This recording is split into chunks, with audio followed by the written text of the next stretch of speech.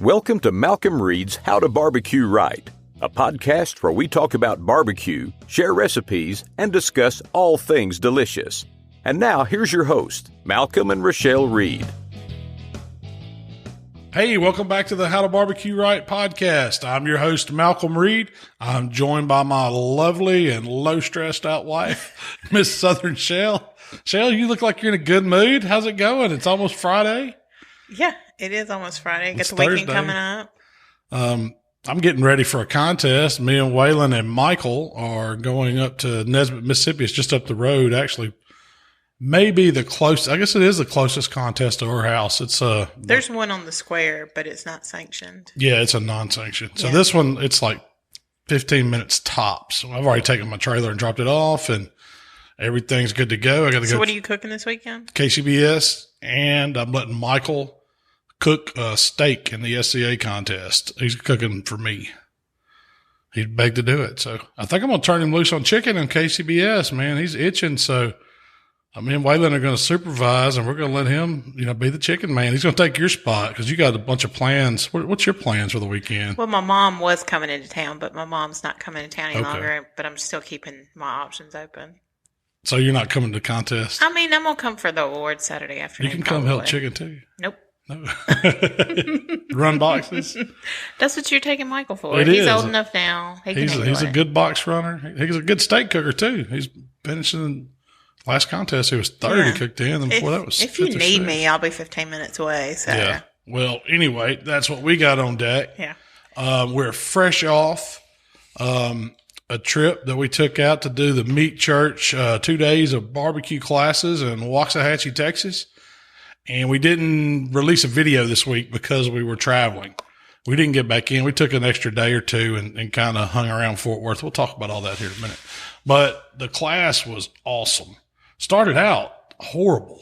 When we leave Thursday, it rained, and we went through traffic. We shot the podcast Thursday morning, and then we did our work, and we rushed harder than we maybe have ever rushed before. I can't believe we got out of town when we did. We set a time when we were getting out of town.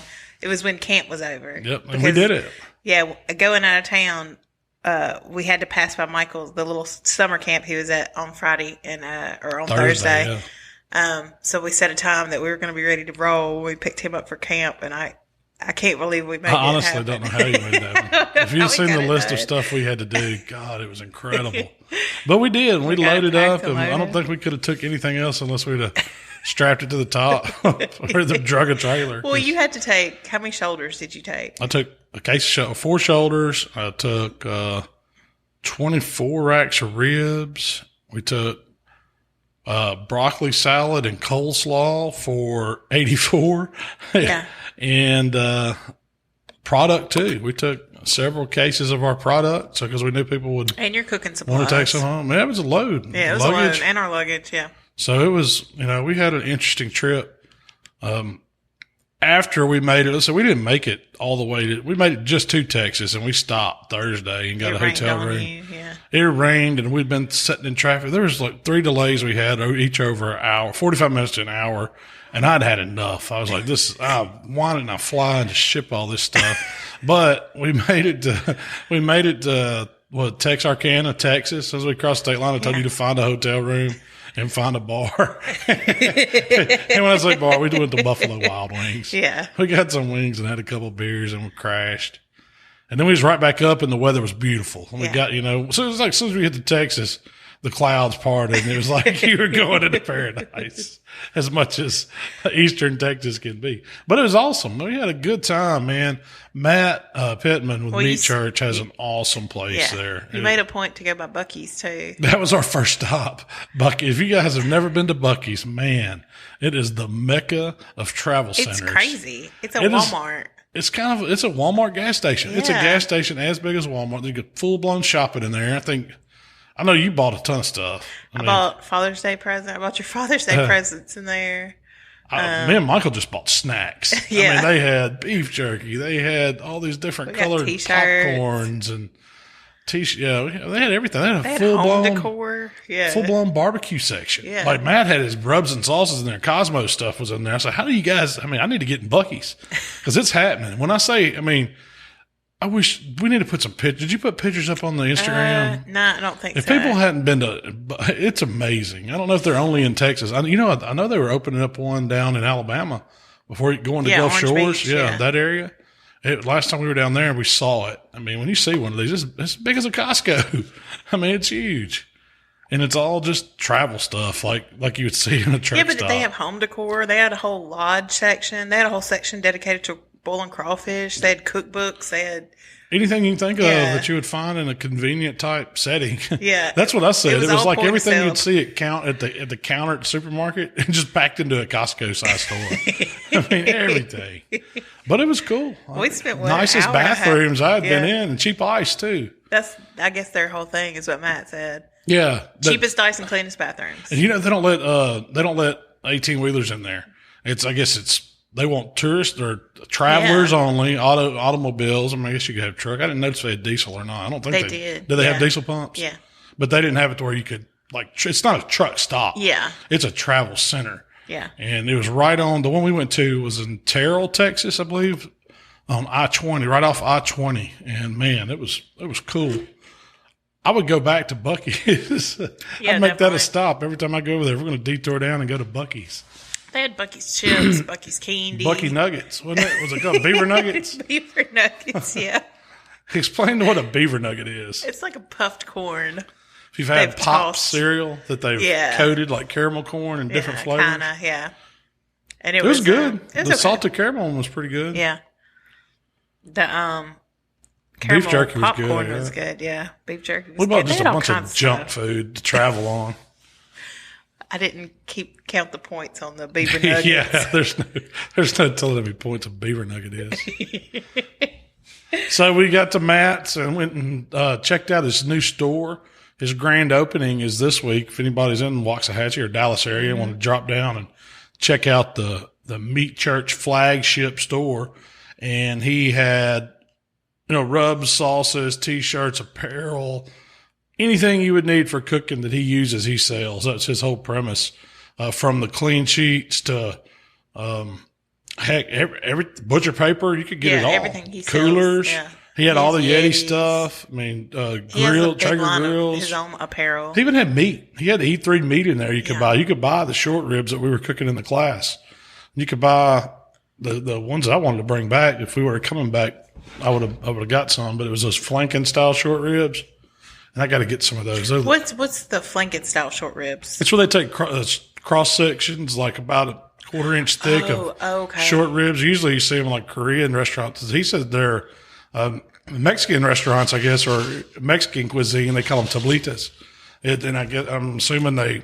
I looked up a few preparations on it. It sounds like they kind of do like a fajita style marinade or dry rub and just kind of grill it over coals. Kind of like that. Same way we just use Korean, marinades and seasonings to do it in a Korean restaurant. Yeah. You can't beat them, man. I love them. They're tender. They cook so fast. They're really good. And you can eat like around the bone and even in the middle of the bone. You get some of that marrow too. It's good.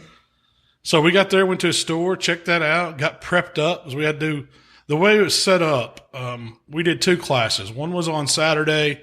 One was on Sunday. Same exact class. Same exact class, 2 days in a row. So we had 2 different groups of people. I don't think anybody came twice, did they? But we have done classes before where it was like one topic one day and and switch it so people would stay 2 days. But it was set up really good. Matt's outdoor kitchen's amazing. I want to demolish ours and start over. It's got me wanting. He had the Santa Maria built in. He had a offset built in.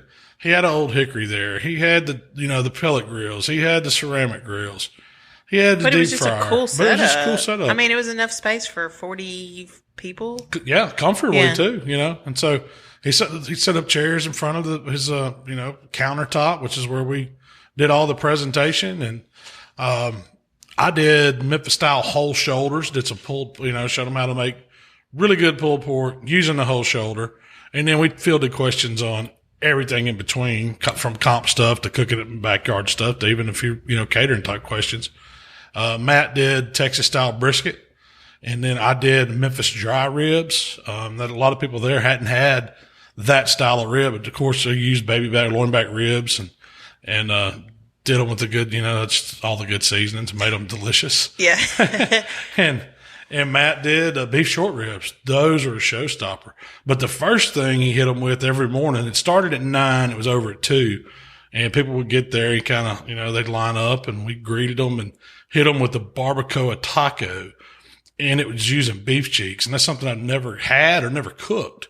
So that impressed me. And it was just like, something to give them, to get them going, to get your digestion working. It was an extra snack. Yeah. So what he did, he took some beef cheeks. I think he cooked, I bought a case of them and split them for 2 days. I was impressed with how I was watching him trim those beef cheeks, and they looked like deer. Well, it's like working on jerky meat. Is what it reminded me of. It had a lot of fatty, cartilage. It's cartilagey, it's sinewy. You got to do a lot of prep to it. There might be some blood spots in it. Yeah, it's a pretty good bit of prep. There might be half a nose in there. Yeah, and Matt told me that in most places, like most restaurants, they don't take the time to trim them like that. They'll throw them in there and cook them, pick some of that up when they get ready to shred it up. Yeah. But he cleaned them up, seasoned them up about like you would a brisket, put some smoke on them, and then got them in this braising liquid that he made. And it was awesome.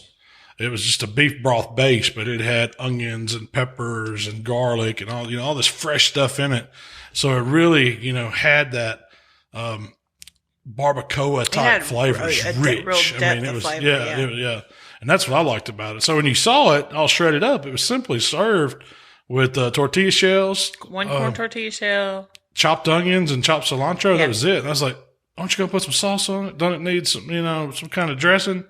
And then you try it and all these flavors just wallop you. And it's moist and it's tender and it's good. Fattiness, they did put cojita cheese on it. Oh, did they put a little cheese? Cotija. Cotija cheese. Is that how you say that? Yeah. That's one of the, It looks like parm. Yeah. But man, it was good. And that was that's all you needed for breakfast. Then we started hitting them with brisket and then the pulled pork and then the short rib. And then we took a time out with a little palate cleanser of some fried pork rinds and some pimento cheese. That was our little extra. And then we'd hit them with the ribs. But every one of them we served with a side dish too. Yeah. So the brisket went with a potato salad. But it wasn't it was a loaded potato salad. It was very, very good. Think of really good baked potato and meats potato salad. Yeah.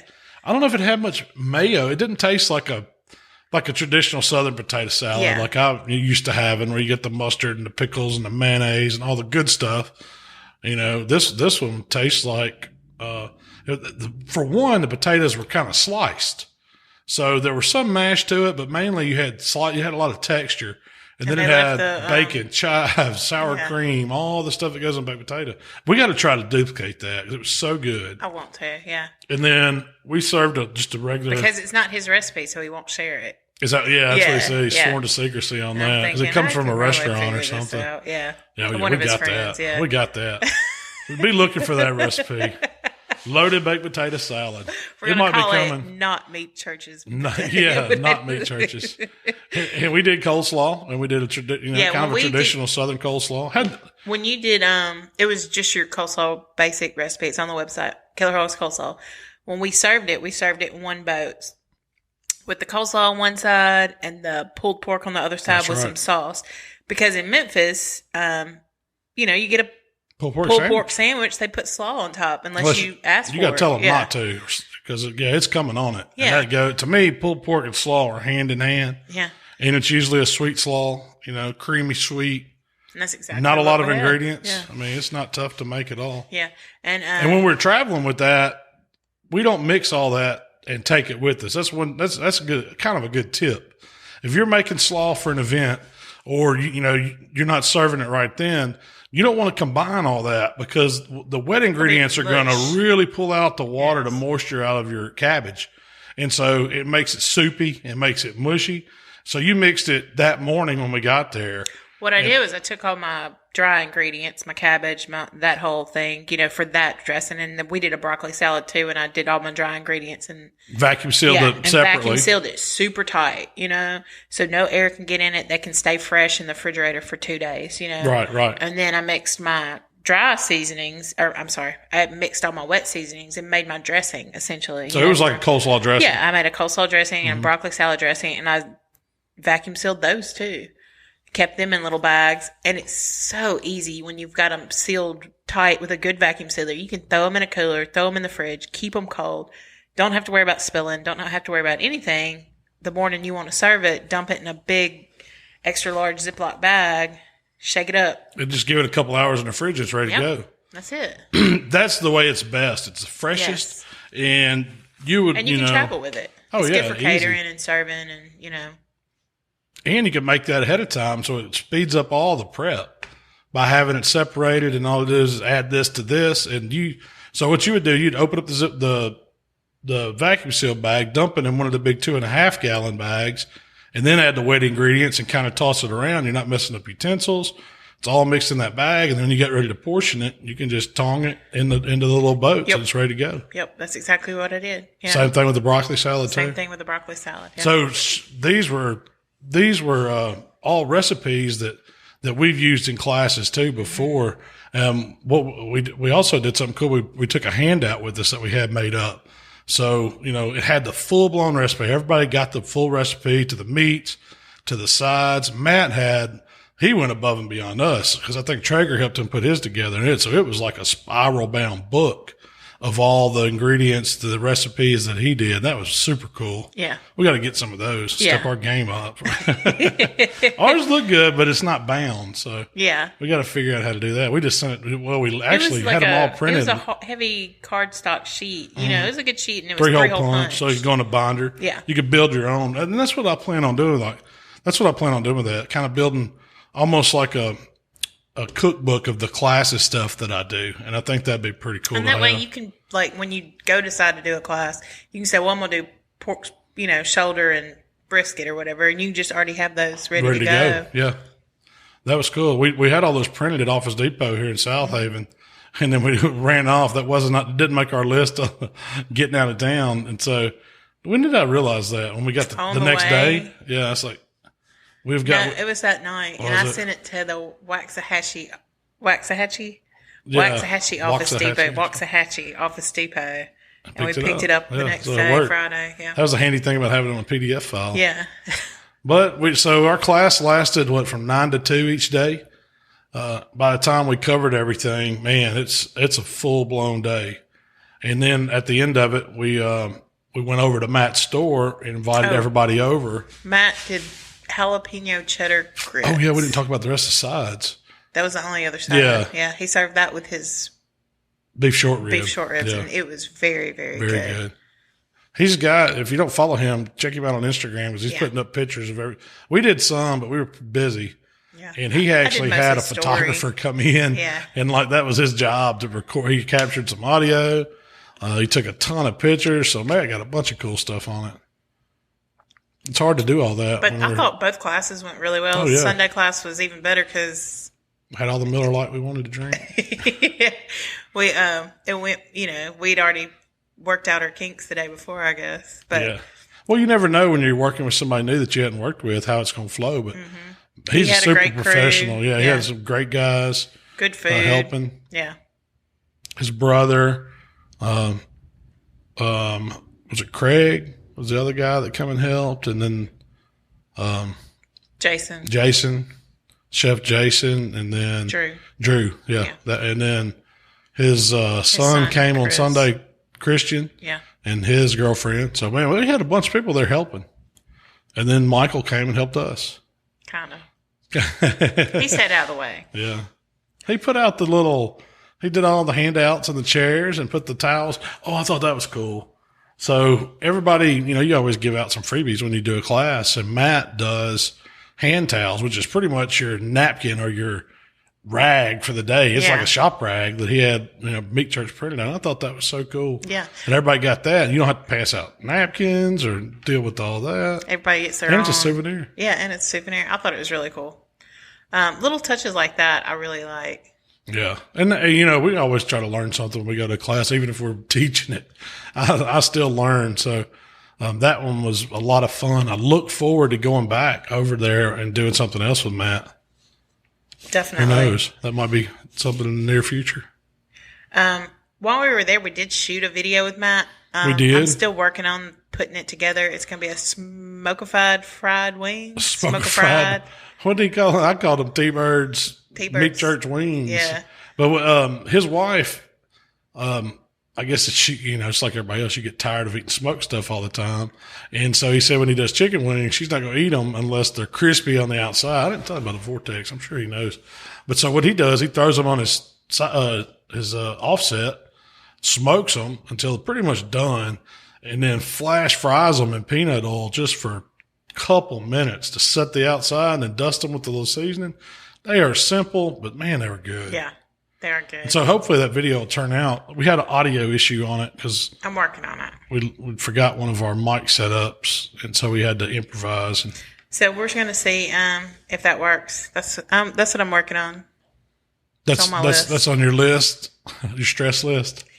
Yeah, and then but yeah, but hopefully that'll come out next week. Well, what was your favorite thing about the class? I mean, I enjoyed getting to see how they do a class. There was a lot of things that I learned, as far as, the putting on of the class. I like how they do the boats.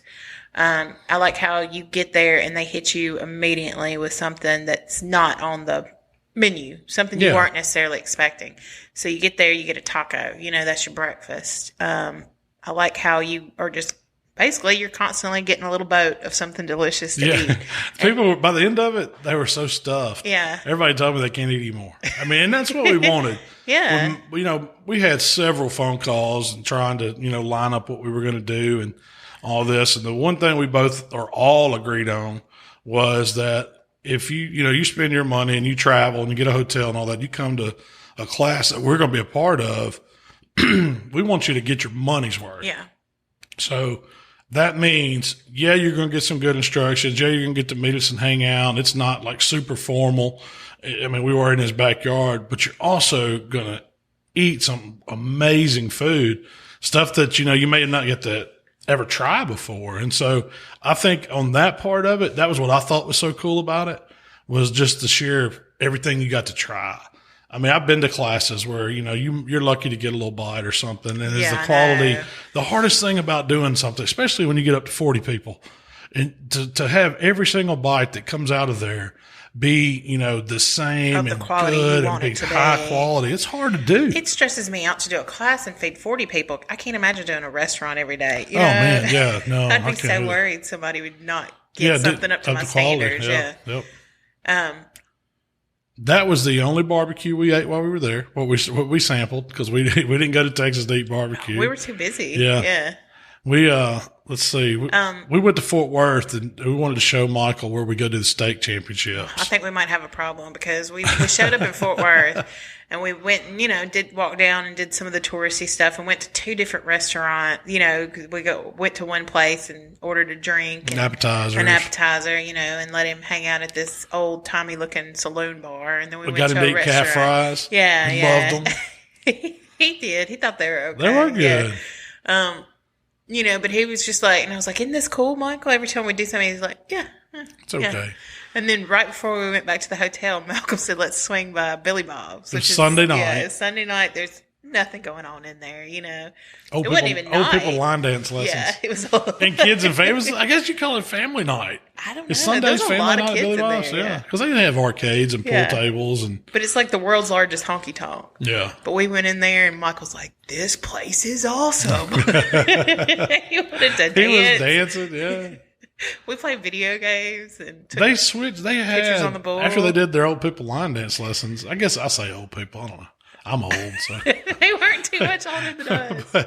but they had a house band that played, and man, they were playing every good classic country song. When they kicked off Waylon Jennings right off the bat, I was like, yes, this is it. And Michael, he hung around us enough to listen and know the words of a lot of those songs. Yeah.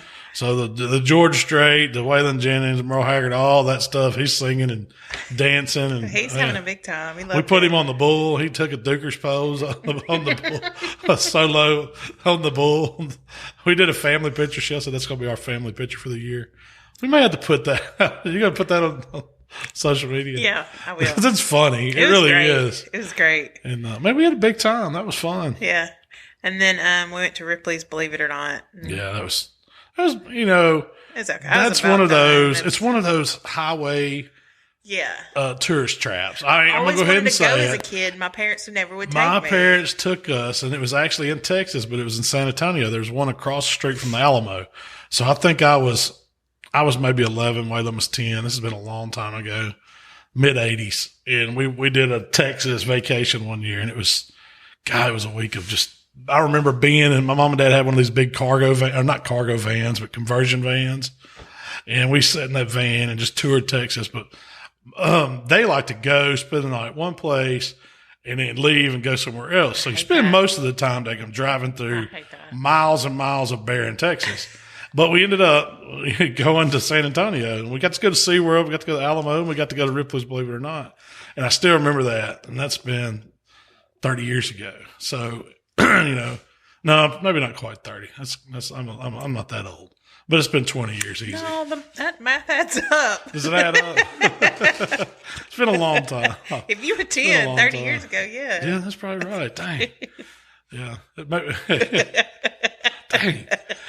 But anyway, we went to Ripley's, Believe It or Not, and they still had a lot of the same stuff in this one. I guess it's probably recreated stuff, but we got to go to the oddities and the wax museum and the 7D adventure shooting ride. That was pretty fun. He loved it. For kids, that's a good place to take on. If you think you're going to go and learn something, they try to get $1 out of you every corner. Well, it was fun. And then we drove back, and now we're back here working. Talking to you guys. I had something that I thought of, and now I forgot. This is what I was going to say. When we showed up, I didn't even think about it. It was just going to be, when you and Matt were talking about the class, you were going to do a Texas meets Memphis. He was going to do some Texas recipes. You were going to do your Memphis recipes. And then that Saturday morning, it's like, I realized that Matt is cooking brisket, and he has a delicious brisket. He's cooking beef ribs. His beef ribs are awesome. I'm like, we are set up to fail on this because all we're doing is a little Memphis pork and dry ribs. We're doing pulled pork and dry ribs. And I was like, crap, I didn't even think about it. But they love the pulled pork. Oh, yeah. Well, and they love the dry ribs. And that's what the guys were asking to take with them. I guess, I know it's good, but it's still, to me, it's like pork versus beef. Yeah. Pulled pork versus if you're not used to eating. Now, I did cook. It's a Memphis style pulled pork, but it was more contest Memphis and May. It was delicious. I injected it. I, used all the different seasonings. I, wrapped it with some vinegar sauce to really break it down. And then I glazed it with another, combination of sauces. So when they presented it looked pretty awesome. Yeah. And then you pulled it apart and it was really good. So that, it's not just like you threw some seasoning on butt and cooked it. It was good. It was excellent, but it's still pulled pork versus beef ribs. But they eat beef ribs and brisket over there so much. I think that they were more excited about the pork. That surprised me that we had so many people come from out of state. There's a few people from Texas that were there, but the majority of the classes was folks that traveled in. We had people show up from all over. I talked to people from California, from Italy, Canada, Florida.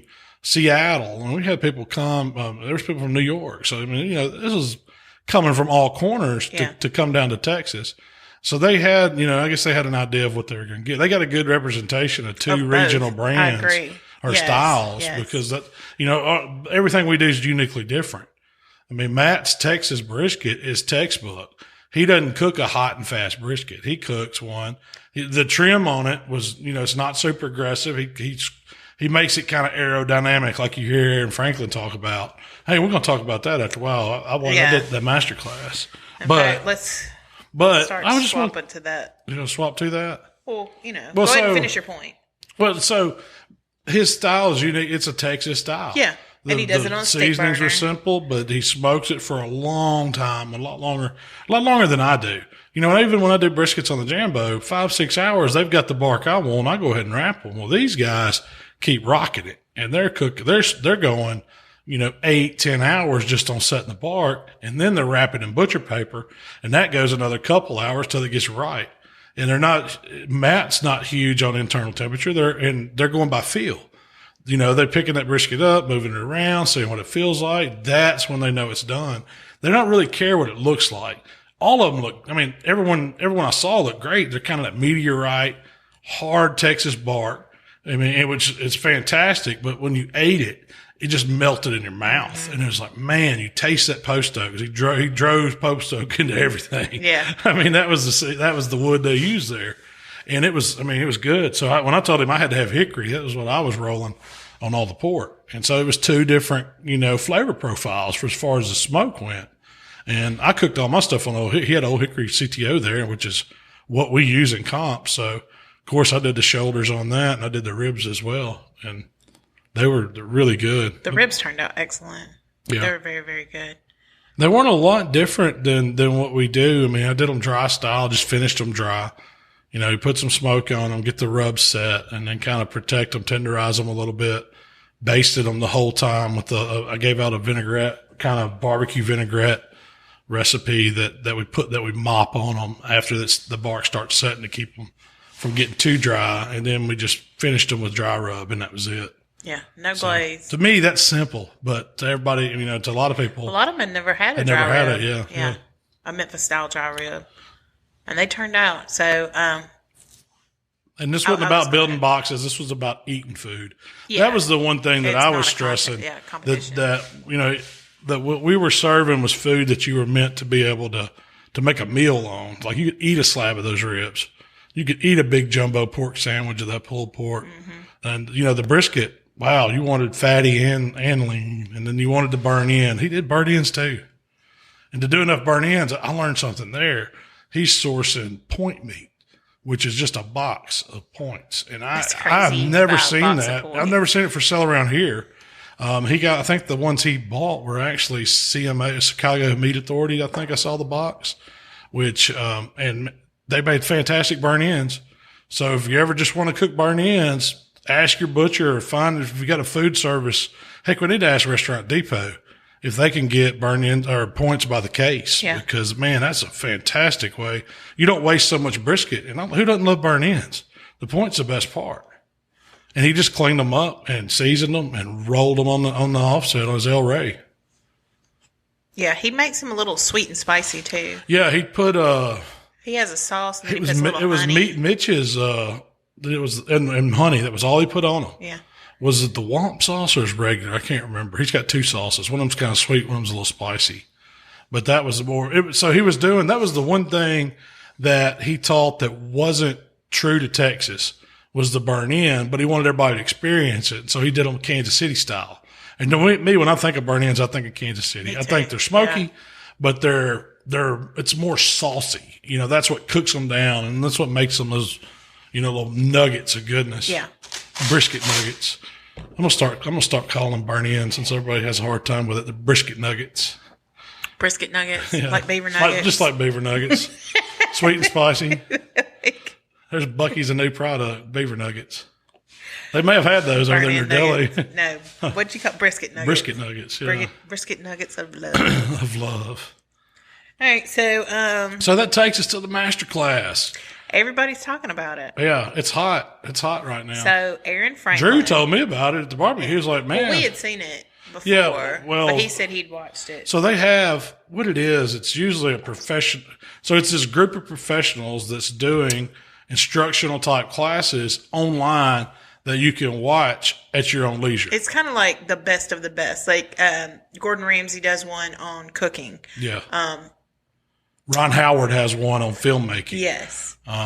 The biggest, Steve Martin has one on comedy writing. Yeah. So this is Andy, what's the photographer, Andy Lewitz? Yeah, something like that. She's got one on photography. I mean, it's all kinds of different things like that. It's the biggest names within that industry giving a class, and it's beautifully shot. It's multiple lessons, and they're called Masterclasses. Yeah, and they're usually $100. Yeah, but they have an all access pass. This is what I bought.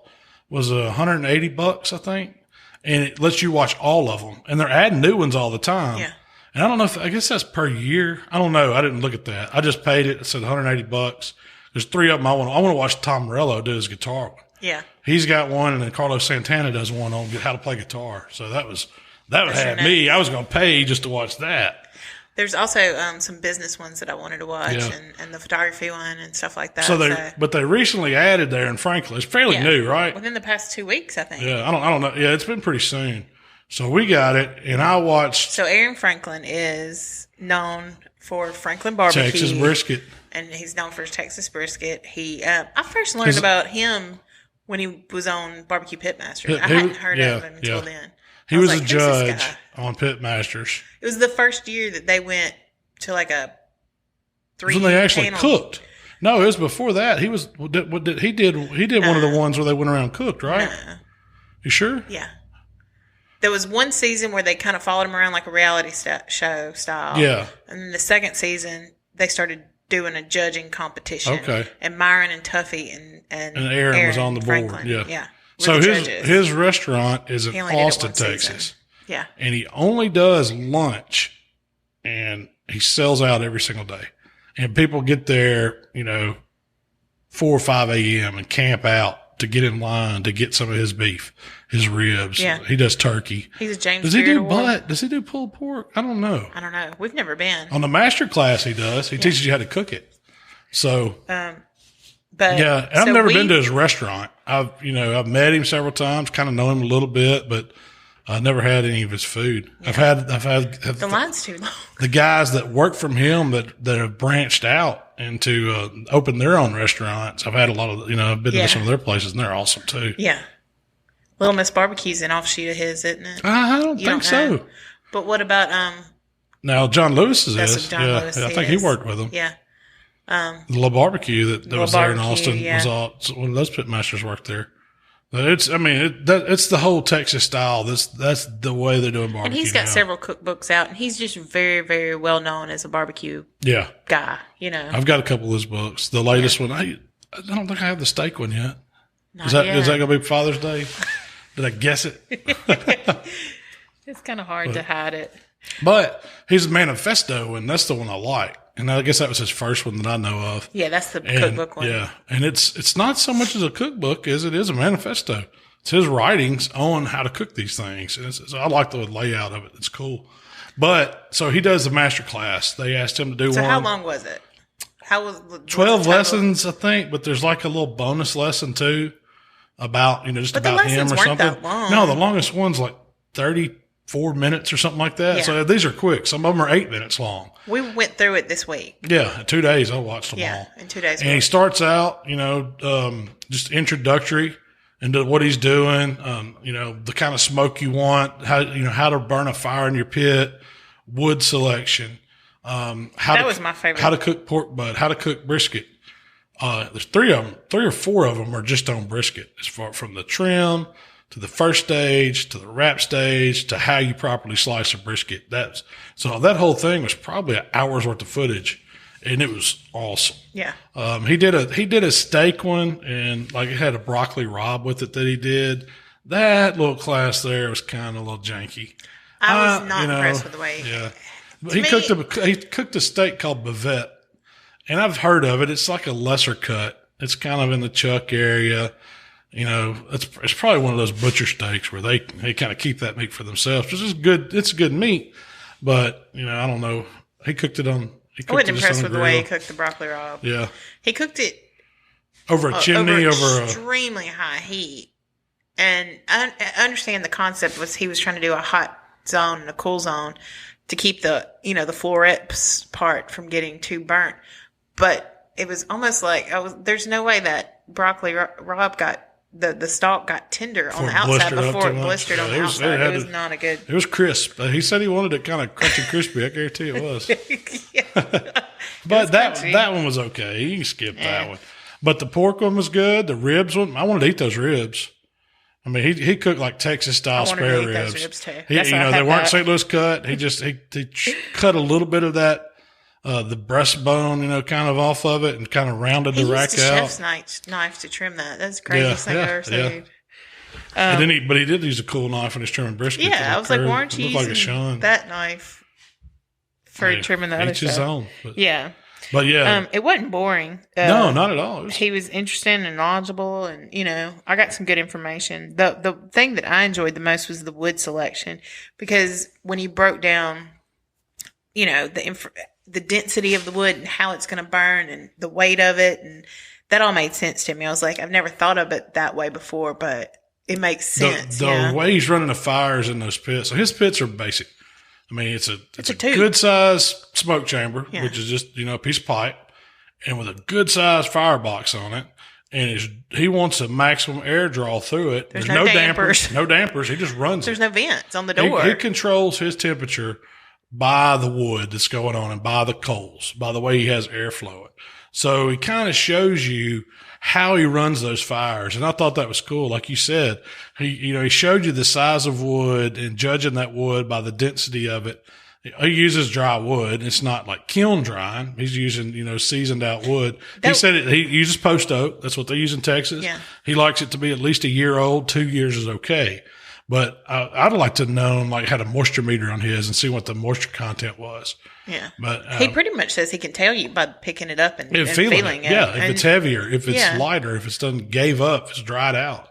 And how he talked about, the drier it is, it's already decomposed. It's already broke down. So it's not going to give you as much. So it's not going to give you as much. Things that his information on the wood and the fire, I thought was pretty good. I didn't think about things that way before. Yeah. But I tell you what, his style is babysitting. You have to stay with that fire. There's no leaving it, because when you're using your wood like that and you're moving the coals around to let the air flow, you've got, the slightest thing can move it 5 or 10 degrees. So you've got to be there and watch it. And when and he talks about that, he's got a piece of wood stage that he knows he wants to put back on to when that one piece starts diving off, he's got another one coming up and replacing. I thought that was good info. Yeah. The way he set up the fire in his offset was cool too. He picks out 2 good sized sticks and those kind of go on the sides. And then he kind of log cabins the next ones. And he gets those burning just with some butcher paper that he puts some oil on. And then as the wood above it burns, it falls down and it makes this coal bed. And he uses a lot of times he just uses a piece of wood or a shovel or something to manipulate those coals to make that fire draw. If it's getting ahead of him, he'll mash it down into the coals and slow it down. If he needs some more heat, he'll take his shovel and kind of trench out a little bit of those hot coals to where air can blow back through there, but he keeps the ones on the side kind of going. He keeps sticks there to create that shelf space for the wood to burn. And the way it draws through, that was pretty slick. Yeah, I agree. I mean, he had ultimate control of it. And even little things like he talked about, if it's cold outside, move some coals to the front to preheat the air before it gets to your fire, where it's not working so hard. It makes the fire not working so hard. Yeah. One thing I found interesting was he wants to cook in the ideal condition with his firebox door wide open. There's no vents on his stuff, so he wants the airflow. And he said he only shuts the door if it's raining, if it's windy, if it's cold. That's the times where he starts limiting to where the door is. Hey, be quiet, dog. We're trying to do a podcast here. She hears a motorcycle or something out there. But Minnie, it ain't time. Maybe she's telling us to wrap it up. But anyway, I thought that was cool, the way he did that. And also his thermometer placement on his pits. He wants them at the very end where the stack is, where it's drawing out. That's the hottest spot on these grills. He doesn't care what it is in the door. How is it the hottest spot in that grill? Because that's where the air is blow. That's where it's all getting pulled to. Okay. It's just like in our pits and the vertical ones, how it's the hottest up top, where it's leaving. That's how it works. Does it get congested there as it's leaving? Is that I guess the so. deal? I don't know. That's the way it is in the Jambo, though. It's so hot down there. On the microwave shelf, the shelf that slides in up top, that's the hottest part in that pit. That's just where the air converges, where all that heat converges to get out. It's being pulled. It's creating that vacuum. And He seemed not to really care about the pit temp as much as he did the draw. You know, it was the draw and the fire. That was his main thing when he's cooking by. He's not worried. He doesn't worry about internal temperatures. I mean, he goes pretty much by time. He lays out, and I thought that was cool. He lays out a little bullet point outline of how he wants it to go. Good information for somebody just starting out. Yeah. That's probably how to lay out a cook. If you're trying to learn how to cook a brisket, you need to do that and make notes and see how they go from time. Because the chances of you nailing brisket the first time you decide to buy one and cook it are slim to none. I mean, yeah, you can probably get something edible, but is it going to be perfect brisket? I mean, I highly doubt it. Well, so he has no vents, no dampers. Do you think that does anything for the flavor of the meat, or do you think that just... I think he's just moving a lot. I think he's moving good air and that's what's cooking it. Yeah. That's what the smoking process is, not overcrowding that pit. You notice he only had one piece of meat in there. He was cooking on small ones most of the time, on all the instructional videos, but it's moving such good airflow that, you know, the heat and it's cooking, it's making that bark. What he did do was spritz with apple cider vinegar, pretty regularly. And on that's the brisket? Is that what he everything. He says he's not going to have multiple bottles in his restaurants. These were all, I'm pretty sure these are all the recipes he used in his restaurants. Yeah, I think so too. They're not outside the box. I mean, he used 3 ingredients on everything. 4 if you count mustard, which I ain't never seen anybody slather mustard on a brisket. He did. And so I'm guessing they're using that as a binder. But it was always kosher salt, 16 mesh black pepper.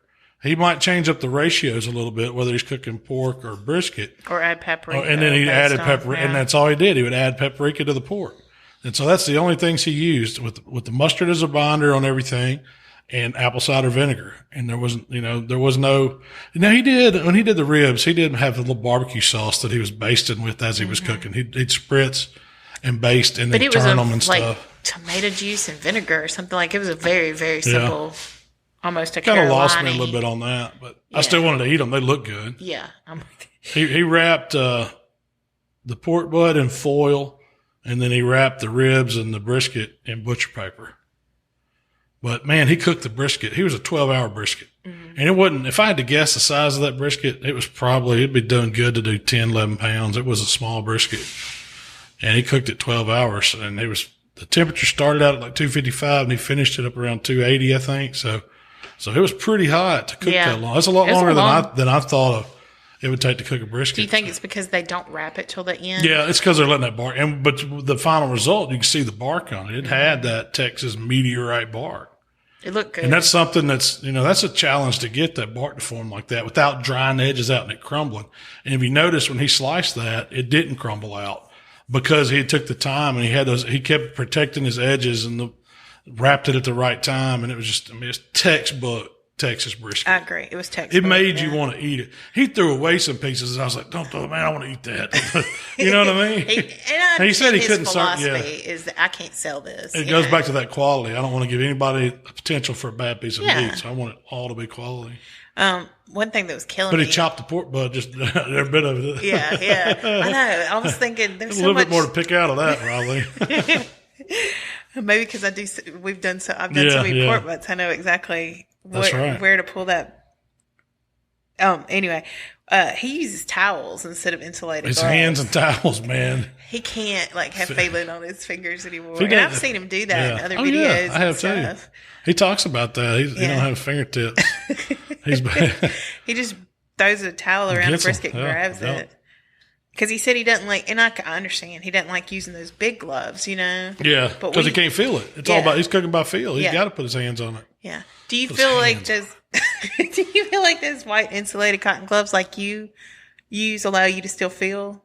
I don't go by the way it feels. I go by the way it feels when I'm probing it. So you're not going by we got different styles, and that's fine. Yeah. There's more than, there's way more than 2 ways to do barbecue. Well, I like seeing what other people do. And, hey, tomorrow I'm cooking brisket. You might catch me for picking up fingernails.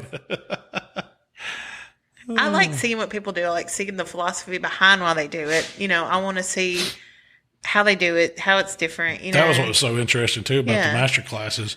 And there's some stuff that I'm like, come on now, that just don't even make no good sense, Yeah. Yeah, I guarantee you could watch that and get a pretty good jump on how to cook a brisket. And yeah. I mean, you're still going to have to There's a lot of good information. learn your pit. But especially if you have a stick burner. That would be very, very good. And offset, yeah. He did, another thing interesting, he kept a water pan in there. Yeah. And I guess some guys do, some guys don't. I don't think it's making that much difference. If anything, it's probably lowering his temperatures down a little bit in there more than, it's kind of buffering it a little bit. If it's adding more moisture, I highly doubt that. I mean, especially there's already so much small pan moving that air and the heat like that in his pit. It's going to be creating moisture on its own. The way it's heating up and cooling. So he didn't use it for his briskets. He had it. He put hot water in that pan every single time. Yeah. Because I was doing other stuff, so I was coming and going. I didn't get to see every detail. I did like how he talked about taking notes and kind of collecting your data. And see what went wrong, whether it's you drank too many beers or whatever it is. Well, at that point, you have a reference point. You can go back and remember what you did. At that point, when I really screwed up, I was about 12 deep. Maybe I shouldn't have took that shot of Fireball. But you kind of had that same philosophy with competition barbecues, like taking pictures and making notes. Making notes, man, you got to do that, especially when you're starting out. Before you get it down, you don't have to. But eventually, it'll come natural. Yeah. I bet he don't do that now. I mean, but starting out, you can tell he's a student of. He learned. He's pretty much self-taught. He talks about that in there too. I mean, his grandparents had a barbecue restaurant, kind of a small one back in the day. And I think his parents may have ended up having a small place, or something like that. And then he just decided one day he was going to go get a cheap grill at the store when he was in, I guess, college or wherever, and started to cook brisket and said, man, this is what I want to do. And he stuck with it and look what has turned it into his life, Yeah. So I thought that was a pretty cool story. He leaves his membrane on his pork ribs. Yeah, I don't have a problem with that. Man, come on. I understand in a restaurant, you got to pay somebody to take those off, or you got to buy more expensive pork that's got it done at the processing level. But if you pull the membrane off, that membrane's not doing nothing but being tough. Who wants to eat that? It's a little crunchy. It's not good. Yeah, a little crunchy, chew it and spit it out. You got to take that off. If you're going to take the time to do all that other stuff, you can take the time to take the membrane off the ribs. I think. That's just me. I still wanted to try them. This comes from Rib Town, though. Yeah. It's not Brisket Town. He used a PK 360. Yeah, without the lid. Yeah, without the lid. He just threw the lid away. Open lid style. I guess that's what that was. It looked like it to me. It had to be, yeah. Had to be. Yeah. It had the two black shelves on the side. Yeah, it had to be. Yeah.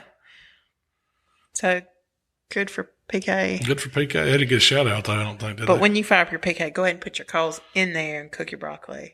Don't cook it. Don't make your chimney and cook your broccoli up there. I don't know. You do. You do you. Yeah. You do you. So, what did you learn about trimming brisket that you didn't already know? Nothing. I already know how to trim brisket. I know. What did you learn? That's a restaurant. I guess a restaurant trim. I learned how to take off, how to round it up, stuff like that. Little he trimmed bits and more pieces. Than I expected him to. He did trim more, and he cooked it fat up the whole time. Which typically I cook them fat down, just because. If I'm cooking them at home, I'll cook them fat up, 1/4 inch trim, because I like to get it crispy and eat it. But if I'm cooking for a contest, I want that little line to be on my bottom of my slices, and it's bark over the top. So that's the main difference. He didn't get aggressive in some places where I get a little more aggressive, and then he did get aggressive in places that we typically don't worry about. Yeah. So, but I was surprised at how much he trimmed his brisket. His trim job's smooth though, man. He can take an ugly brisket and turn it into just his work of art. Yeah. And it has a purpose too. He's trying to make it more aerodynamic. And that makes sense. So the air flows over it and it cooks right and the edges don't get crunchy in places. And if if it is set up to where he knows that part's going to be exposed a little, he takes the time to spritz it and to watch that and to get a little more peppery season there. He puts a little more peppery on the flat where it can take it, and then salt to make bark and protect the other areas to kind of bark it up, which I thought that was a pretty good tip too. Yeah. Yeah. That stuff made sense to me, Yeah. Especially the making it aerodynamic, that makes sense in a stick burner, Yeah. Because we got edges and squares and, and places to stop it. You're 'cause obstructing the flow. You're wanting, yeah. But what about cooking brisket? Did you learn anything about cooking brisket that you? Yeah, I mean, I want to try taking a little bit further, like that, developing that bark, letting it roll, and then coming back on the end and wrapping it just for those last few hours. That's something. I mean, everybody. I mean, that's how we cook brisket. I usually don't take it that far. Mm-hmm. We're catching it before the stall or right at the stall and wrapping it, and then taking it up to 204, 202 degrees, right in that range. Yeah, I think you're looking for the same doneness. He doesn't use probes. But he was about there when he checked them. With his rest or when he was checking, and he was 208, 206 to 208. But you're looking for the same feel. Yeah. So imagine you're taking them to about the same spot. You're just wrapping yours a lot sooner. Yeah. And he talked about one thing that I kind of liked was he talked about when he was trimming the brisket, he was also removing a little bit of everything to give it kind of a fresh surface to season. Yeah. Well, that's just taking off that sinew and anything that looks oxidized or not edible or anything like that. Something that seasons aren't going to penetrate. That's what I would say, like that rib membrane. Yeah.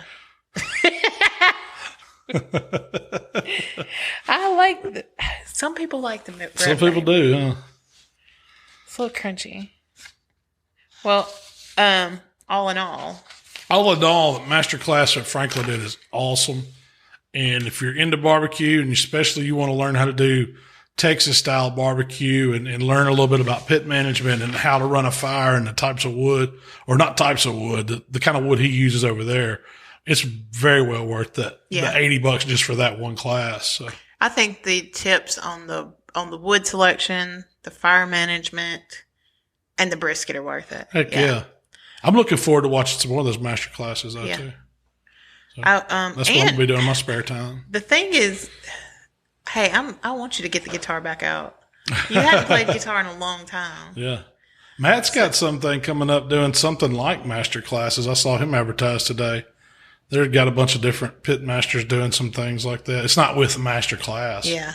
The master class things are all shot very similar. They have the same look and feel about them, and they're beautifully shot. Oh, yeah. Oh, man, you can tell the production value. They spent super some money. High. Yeah. And it probably took a while to do all that. Yeah, I'm sure. That was a week.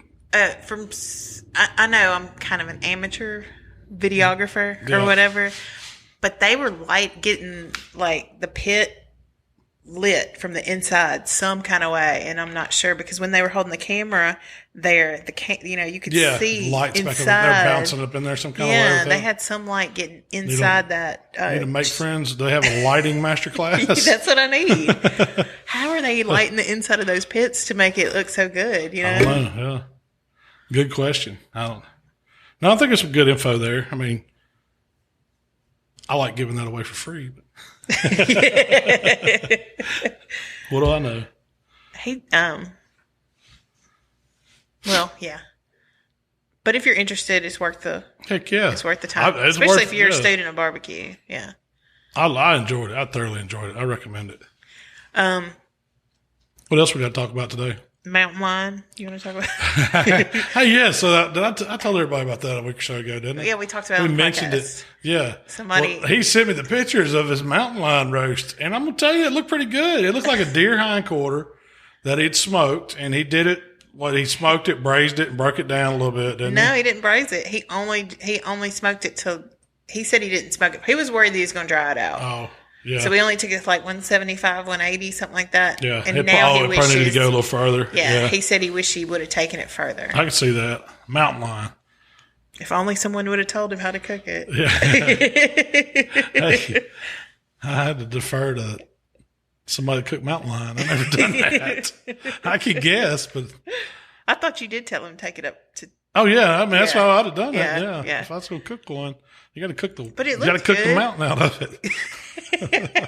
Right? Cook the mountain out of that line. That's right. I don't know. I would have taken a bite of that mountain lion. You'd have tried it? Yeah. I'd have tried it. The way it was sitting up there. If it's as long as it cooked long enough, some of that log game you got to watch.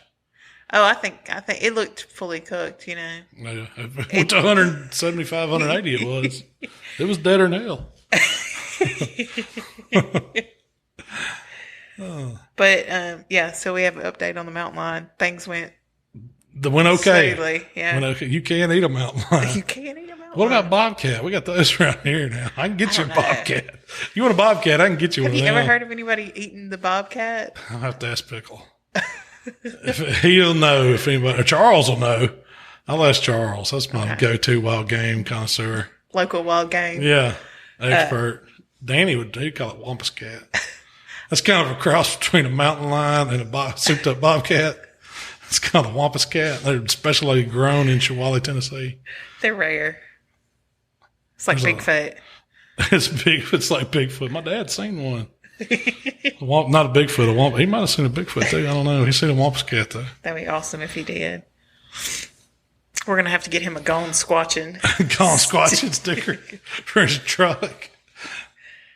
Oh, that's your new club you want to join. If anybody knows how to join the Squatch Club, y'all please send the info to Yes, Shell. if there's any like Squatch watching parties You're locally, I'm in. Michael told me the other day, he said, you know why they've never caught one? Because they want to kill them. He says they just go out there trying to catch them, they'd probably see one. So he's been thinking hard on this Sasquatch thing. Michael. Yeah. Hey, you don't find Sasquatch. Sasquatch finds you. I love that. You don't find Sasquatch. Sasquatch finds you. That's hilarious. That's what somebody said on this. That is so Sasquatch hilarious. And they were serious. They're like, you don't find Sasquatch. Sasquatch finds you. I hear you. Watch Harry and Henderson too many times. I did. Is that why you got hooked on? Because of Harry and Henderson? I think that's where it started. Yeah. All right. Well, we're done. What do we got coming up next week? Next camp week. Next week is camp week. It is. We'll probably release. Hopefully that video will go well. Yeah. We'll release that. We'll do a podcast. We'll talk about that and see how it goes. The next week we're doing your July 4th. Yeah, we're gonna do some July 4th chicken cooking. Yep. I'm gonna take it back to the old school barbecue chicken on and offset. Might throw some old fashioned baked beans. I don't know if I'm calling them pit beans or just barbecue baked beans is what they are. That's what we always call them, barbecue baked beans. And then I'm gonna do a drink too. We're gonna do a kicked up lemonade or some kind. That sounds great. I'm excited. Fresh squeezed, homemade, plenty of sugar, syrup in it. I'm probably going to do simple syrup and do a jacked up lemonade. That's 4th of July right there. Yeah. If you got barbecue chicken, you got beans, and you got some lemonade to wash it down. I want a chicken plate.